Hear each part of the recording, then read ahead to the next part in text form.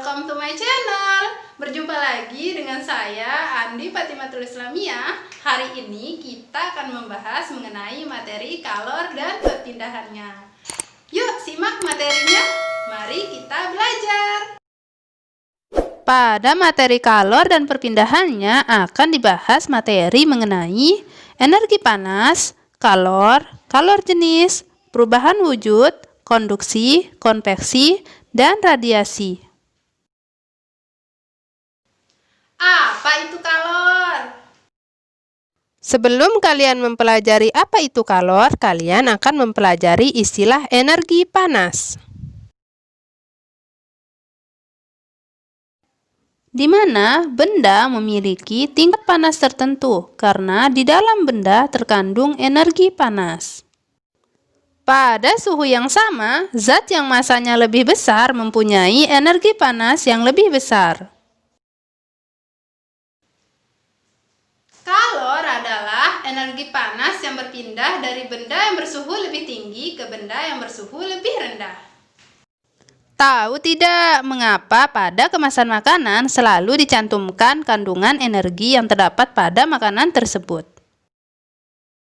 Hal ini karena zat gizi makanan mengandung energi kimia yang dapat diubah menjadi energi panas atau energi bentuk lain. Sebagian energi ini digunakan untuk mempertahankan suhu tubuh. Contohnya ketika kalian sedang kedinginan, kalian akan menggigil. Hal ini untuk mempercepat metabolisme tubuh sehingga suhu tubuh tetap terjaga.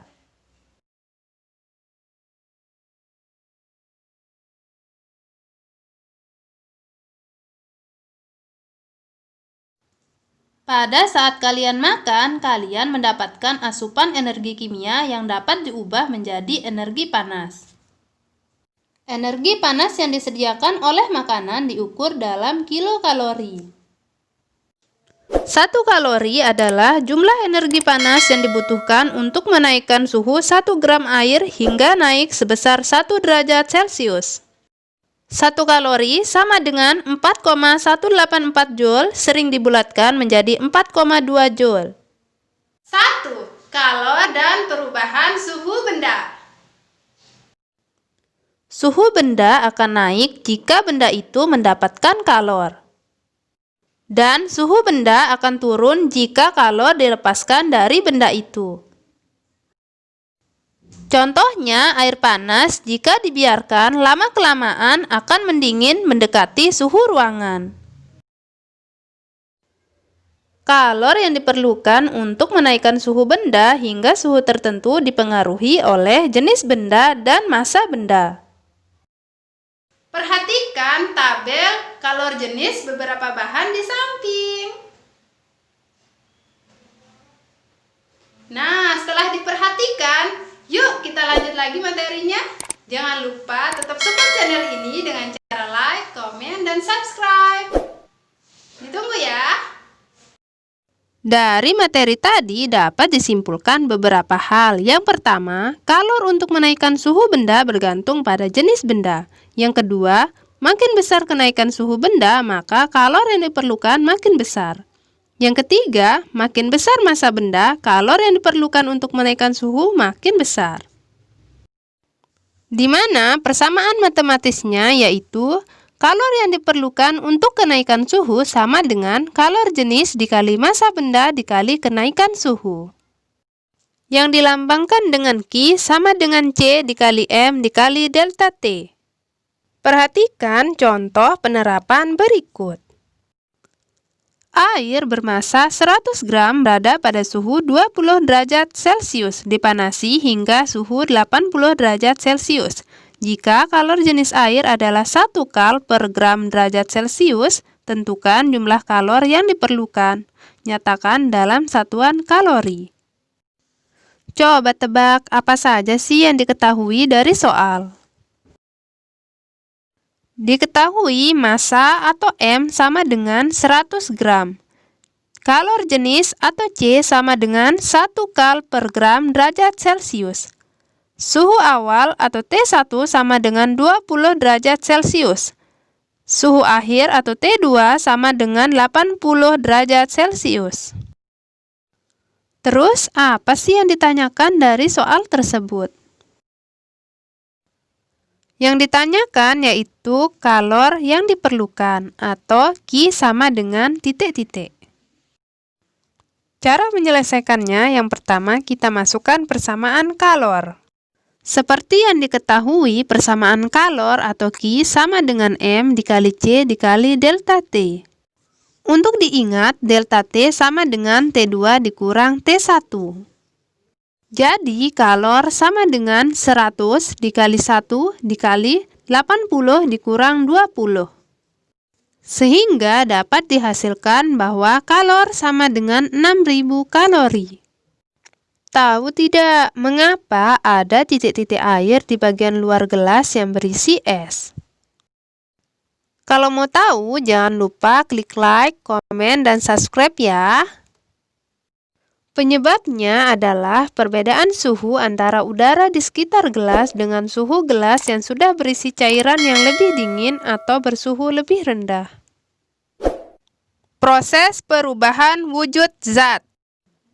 Zat dibagi menjadi 3. Yang pertama zat padat, yang kedua zat cair, yang ketiga zat gas.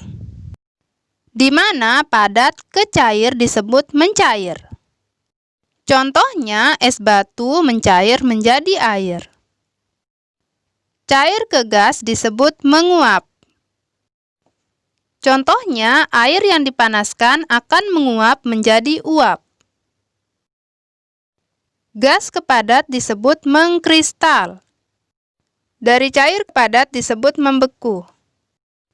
Dari gas ke cair disebut mengembun. Kalor laten adalah kalor untuk mengubah wujud zat. Kalor laten dibagi menjadi 2, yaitu yang pertama, kalor penguapan atau pengembunan. Q sama dengan M dikali U, di mana kalor yang dibutuhkan sama dengan massa zat dikali dengan kalor penguapan atau kalor pengembunan. Yang kedua, kalor lebur atau beku, di mana Q sama dengan M dikali L, atau kalor yang dibutuhkan sama dengan massa zat dikali kalor lebur atau kalor beku. Perhatikan contoh penerapan berikut. Berapakah kalor yang diperlukan untuk meleburkan 5 kg air dalam keadaan beku atau es jika kalor lebur air tersebut 336.000 Joule per kilogram? Langkah-langkah menyelesaikannya, yang pertama, menulis apa yang diketahui dari soal. Di mana yang diketahui dari soal yaitu massa atau M sama dengan 5 kg. Kalor lebur air atau L air sama dengan 336.000 Joule per kilogram sama dengan 3,36 dikali 10 pangkat 5 Joule per kilogram. Langkah kedua yaitu mencari masalahnya, di mana yang ditanyakan dari permasalahan tersebut adalah berapakah kalor yang diperlukan atau Q sama dengan titik-titik. Yang ketiga, kita akan menggunakan persamaan dari kalor. Karena yang diketahui kalor lebur, berarti kita akan menggunakan persamaan kalor sama dengan massa dikali dengan kalor lebur. Sehingga Q sama dengan M dikali L. Q sama dengan 5 kg dikali 3,36 dikali 10 pangkat 5 Joule per kilogram. Q sama dengan 16,8 dikali 10 pangkat 5 Joule. Q sama dengan 1,68 kali 10 pangkat 6 Joule. Jadi, es tersebut memerlukan kalor sebesar 1,68 kali 10 pangkat 6 Joule agar melebur pada titik leburnya. Mengapa kamu berkeringat? Yuk, simak jawabannya. Tubuh mengeluarkan keringat karena reaksi dari tubuh manusia untuk menjaga agar suhu tubuhnya tetap optimal. Misalnya ketika beraktivitas seperti olahraga. Ketika berolahraga, terjadi peningkatan proses perubahan energi kimia makanan menjadi energi gerak yang menyebabkan suhu tubuh meningkat, sehingga tubuh memberi perintah agar tubuh berkeringat. Kenapa ya saat kedinginan akan cepat sekali terasa lapar? Coba tebak kenapa? Yuk, simak jawabannya. Ketika kedinginan akan cepat terasa lapar karena tubuh memberi reaksi dengan menggigil. Ketika menggigil, tubuh bergerak lebih cepat sehingga memaksa tubuh melakukan metabolisme yang menghasilkan energi panas untuk menjaga suhu tubuh agar tidak turun. Jadi, hal inilah yang menyebabkan tubuh merasa lapar. Ada yang tahu tidak kapan anjing itu menjulurkan lidahnya? Terus, kenapa anjing itu menjulurkan lidahnya? Kalau pada belum tahu, yuk belajar. Simak materi selanjutnya. Biasanya, anjing akan menjulurkan lidahnya ketika kelelahan, seperti setelah berlarian. Anjing menjulurkan lidahnya untuk menjaga suhu tubuhnya. Selain untuk keindahan, apa fungsi kolam air untuk bangunan? Ternyata, fungsi kolam air bukan hanya untuk keindahan semata, tetapi air di dalam kolam dapat membuat udara lebih sejuk yang digunakan sebagai teknologi pendingin sederhana. Teknologi pendingin makanan sederhana. Alat ini terdiri atas dua tempayan kecil dan tempayan besar, di mana tempayan kecil dapat dimasukkan ke tempayan besar. Kemudian diisikan pasir di antara tempayan tersebut. Selanjutnya, menambahkan air pada pasir dan meletakkan makanan di dalam tempayan kecil yang ditutup kain basah. Saat air di dalam pasir menguap, makanan akan menjadi dingin. Perhatikan contoh penerapan berikut. Kalor sebanyak 84 kJ ditambahkan pada 500 gram air yang bersuhu 20 derajat Celcius. Berapakah suhu air itu? Jika kalor jenis air 4.200 Joule per kilogram Kelvin.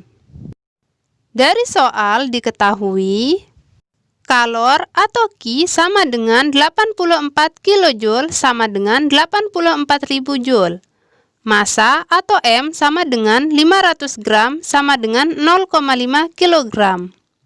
Suhu awal atau T awal sama dengan 20 derajat Celcius. Kalor jenis air sama dengan 4.200 Joule per kilogram Kelvin.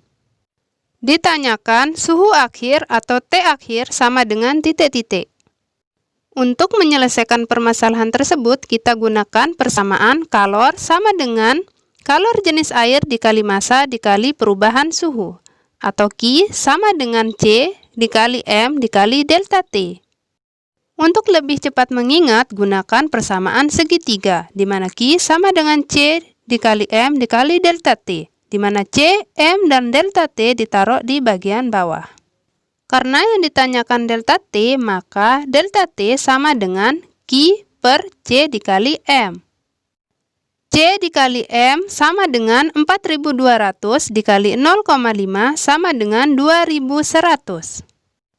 Jadi, delta T sama dengan 84.000 dibagi 2100 sama dengan 40 derajat Celcius.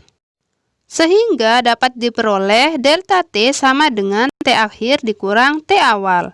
40 derajat Celcius sama dengan T akhir dikurang 20 derajat Celcius.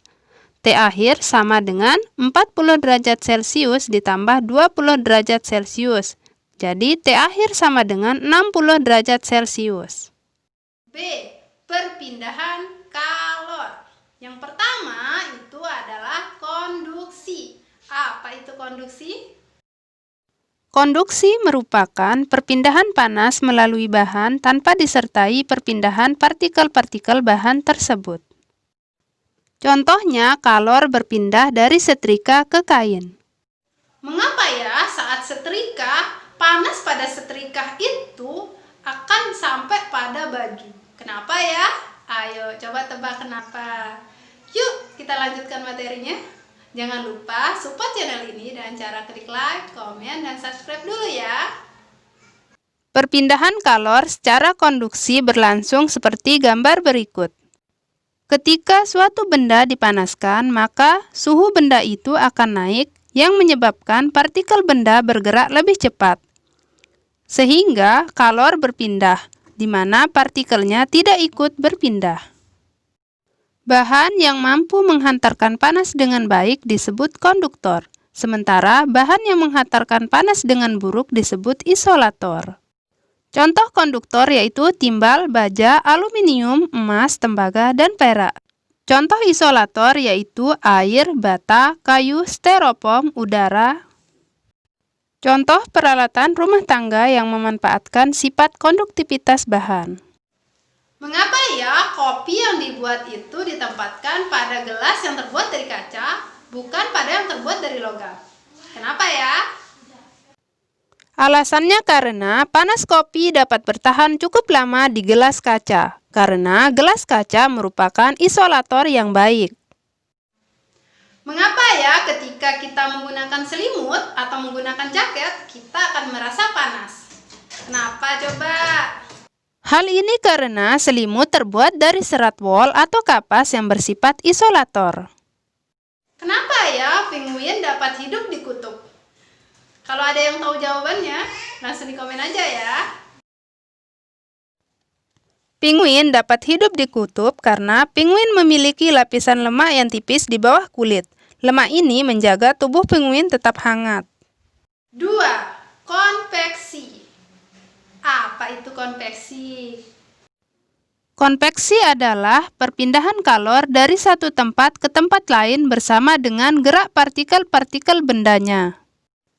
Bagaimanakah konveksi dapat menimbulkan angin laut dan angin darat? Pada siang hari, daratan lebih cepat panas daripada lautan, di mana udara di atas daratan ikut panas dan bergerak naik, digantikan oleh udara dari laut. Dengan demikian terjadilah angin laut.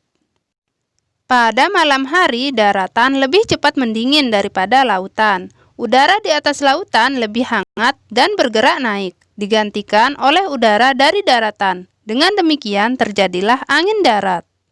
Konveksi dimanfaatkan pada berbagai peralatan, contohnya oven dan pengering rambut. 3. Radiasi. Apa itu radiasi? Radiasi adalah perpindahan kalor tanpa memerlukan medium. Contohnya, kalor berpindah dari matahari hingga ke bumi melalui ruang hampa. Perhatikan gambar di samping. Benda yang memiliki kalor memancarkan radiasi panas ke sekitarnya. Besar kalor yang dipancarkan atau diserap benda ditunjukkan oleh banyaknya anak panah. Makin panas benda dibandingkan dengan panas lingkungan sekitar, maka makin besar pula kalor yang diradiasikan ke lingkungannya. Makin luas permukaan benda panas, maka makin besar pula kalor yang diradiasikan ke lingkungannya. Perhatikan gambar berikut. Benda yang bersuhu rendah menyerap radiasi panas dari sekitarnya. Dari gambar tersebut dapat disimpulkan, makin rendah suhu benda, makin besar pula kalor yang diterima dari lingkungannya.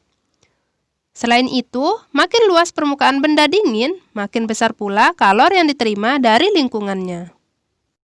Perhatikan gambar berikut, di mana warna benda menentukan daya pancar radiasi. Dari gambar ini dapat disimpulkan, yang pertama, makin gelap benda yang terasa panas, makin besar pula kalor yang diradiasikan ke lingkungannya. Yang kedua, makin gelap benda yang terasa dingin, makin besar pula kalor yang diterima dari lingkungannya. Perhatikan gambar kompor surya di samping. Coba tebak, mengapa permukaan pemantul panas matahari mengkilap dan melengkung?